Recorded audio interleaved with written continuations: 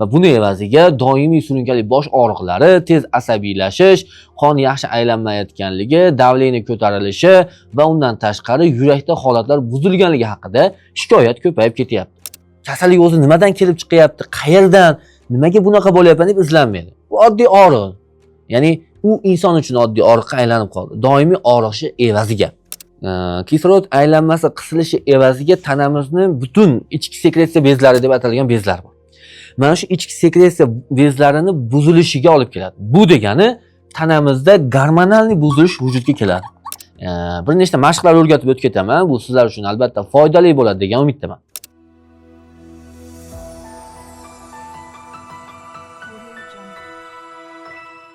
Assalomu alaykum azizlar. Inshaalloh bugungi mavzuimiz ham sizlar uchun manfaatli bo'ladigan umiddamiz.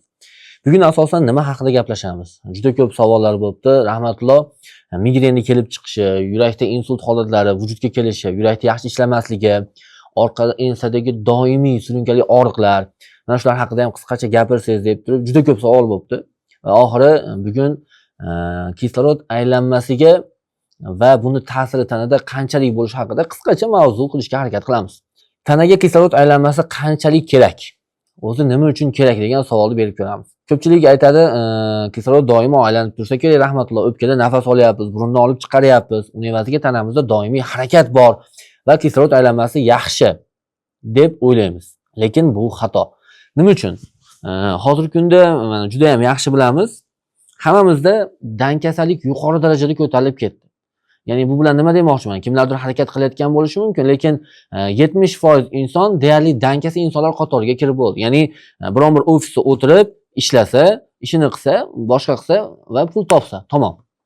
Lekin harakat, dvijeniya faqat fermerlarda, yo bo'lmasa chorvadorlarda qoldi xolos. Qolgan juda ko'p kasb egalarida esa asosan harakatsizlik ko'payib ketdi. Bu dangasalik demaylik, harakatsizlik. Misol uchun shofyorlar deyarli kun bo'yi kerak bo'lsa 12 soat davomida bitta joyda o'tiradi. Harakat qiladi faqat qo'l va oyoq. Lekin umurtqa sohasida kislorod aylanmasi uchun foydali bo'ladigan koeffitsient yo'q.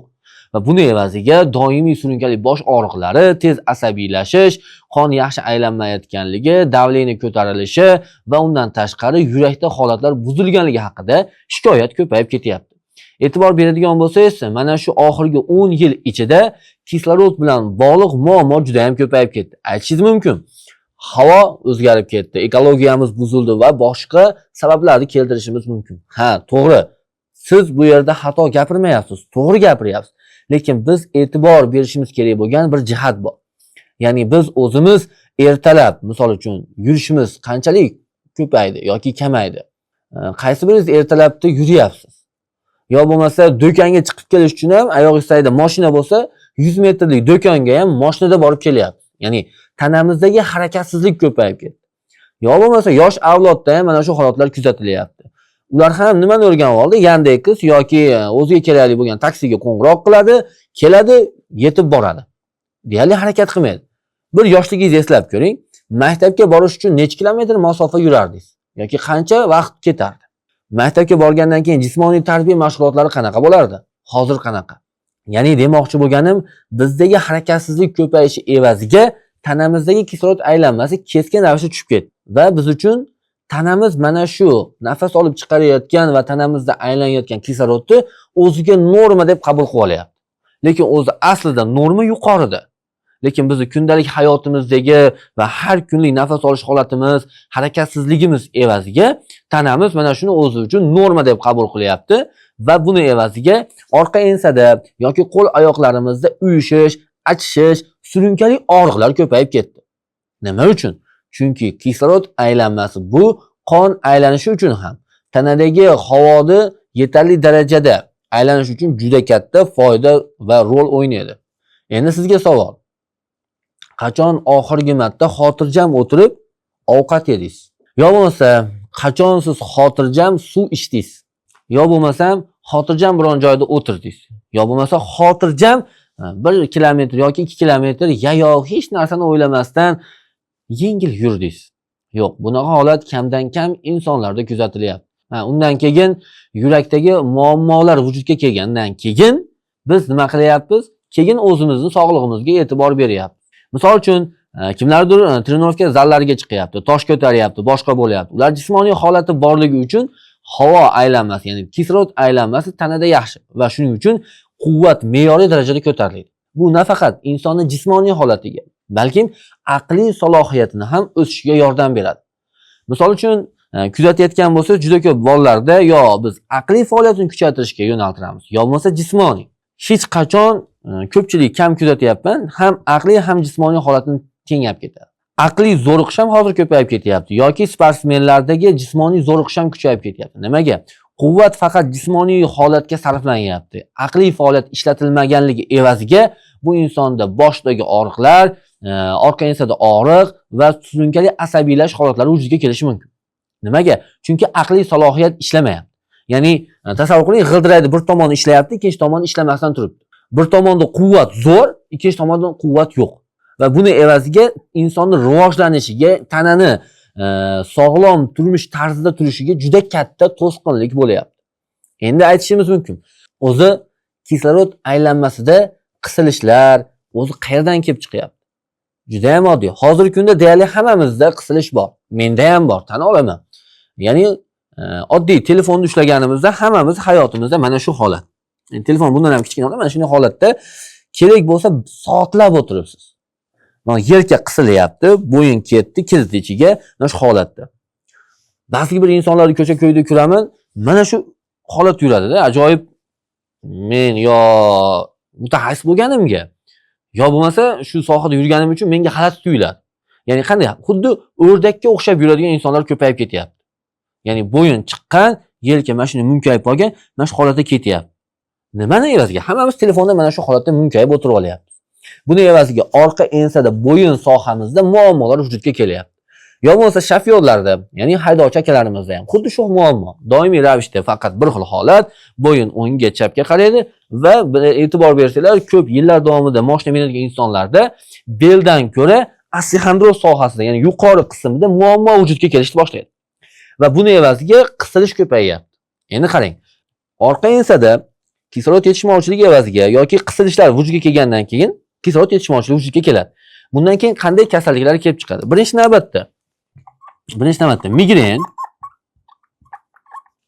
ya'ni surunkali bosh og'rig'i. Ikkinchi navbatda ko'z kanallarida yoshlanishlar. Yoshlanish. Uchinchida ko'zda atrofida e'tibor bersangiz, shuni ko'zni ochib qarasangiz, ajoyib qora nuqtalar paydo bo'ladi-da, keyin yo'qolib qoladi. Ko'zda qora nuqta.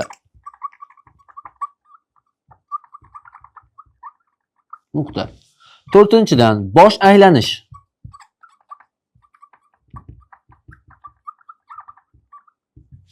Beshinchidan orqa ensada, ya'ni mana bu bosh umurtqa pog'oni tugagan joy qismida ushlasangiz chuqurcha bor va uning ikki yonboshi bor.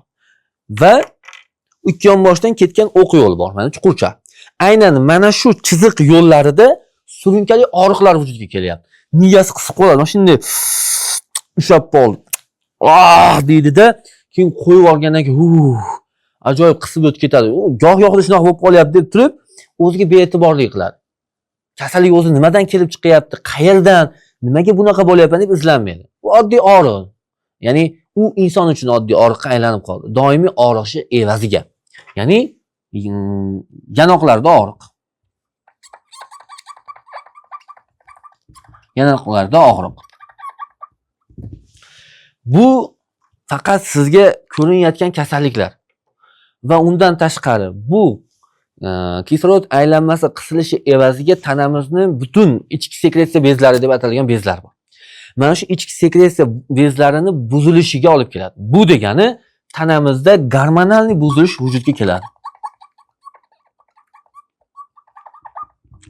Gormonal buzilish. Ko'pchilik aytadi, siz gormonal buzilish bo'lib qolibsiz, boshqa bo'lib qolibsiz. Uni asl sabablardan biri mana shu osteoxondroz sohamizda qisilish evaziga kislorod kirib chiqishidagi muammo vujudga kelishidan bo'lyapti.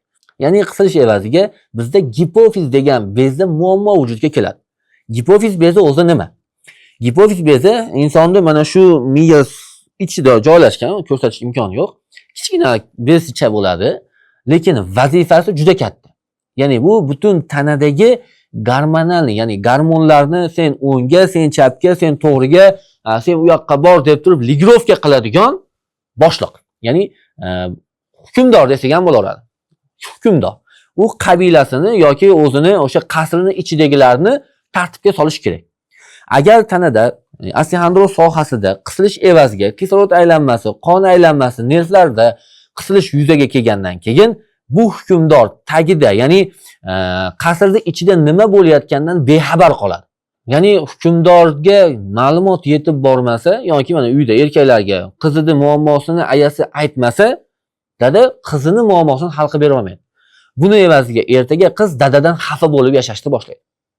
Xuddi shunday, endi bizda xafa bo'lmaydi tanamizda, lekin mana shu ona qirolicha hukmdorga pastdagi muammolarni eshitmaganligi uchun yetkiza olmaydi-da va tanamizni ba'zi bir qismlarida muammolar, gormonalniy yetishmovchiliklar vujudga kelishni boshlaydi. Endi ichimizda gormonalniy yetishmovchilikdan keyin kelib chiqadigan kasalliklar sanasam tong otishi mumkin. Nimaga? Gormonalniy buzilish bo'lgandan keyin deyarli barcha kasalliklar bizning vujudimizga kelishni boshlaydi. To'g'ri eshitdingiz. Siz doimiy mana shunday telefon o'ynashingiz evaziga tanada mana shuncha kasalliklar vujudga kelishni boshlaydi. Ya'ni kislorod aylanmasi bizning tanamiz uchun juda ham muhim omil. Bir nechta mashqlar o'rgatib o'tib ketaman. Bu sizlar uchun albatta foydali bo'ladi degan umiddaman. Namozxon insonlarda bo'yin sohasi kasallik deyarli kam uchraydi. Nima uchun? Doimiy ularda harakat bor. Lekin ba'zi bir insonlarda, ya'ni doimo bir joyda o'tirib ishlaydigan insonlarda bo'yin sohasida ko'p kasallik uchrashi vujudga keladi. Ya'ni yuqorida aytgandek o'sha qisilish. Bugun sizlarga bir nechta mashqlarni o'rgatib o'tib ketaman. Diqqat bilan tushunib oling. Imkon qadar mana shu videoni saqlab qo'ying o'zingiz uchun. Tanadagi, ya'ni boshdagi bosh aylanishlar, migrenlar, og'riqlar va nafas yetishmovchiligida ham juda katta foyda beradi. Birinchi navbatdagi nafas olish mashqi. Qanday qilinadi? 3 marta chuqur nafas olinadi. Qilib chiqaradi. Yana boshqatdan takrorlayman. Qani ketdik. Ya'ni baland ovozda og'izni boricha ochib turib, hamma havo chiqarib olishimiz kerak. E'tibor bersangiz, miyangizgacha yengil zing'illash holatlari vujudga keladi. Qani birgalikda takrorlaymiz. Qani ketdik. Qani nafas olamiz. 1, 2, 3. Mana shu holatda qilamiz.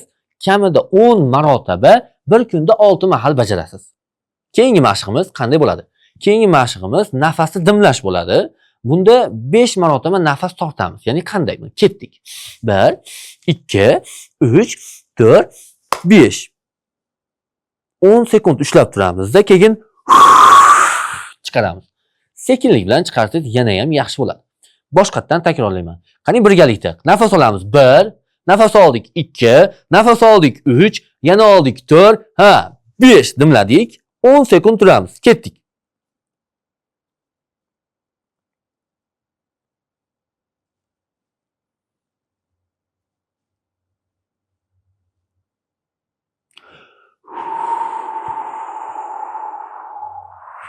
Bor nafas chiqaraverasiz.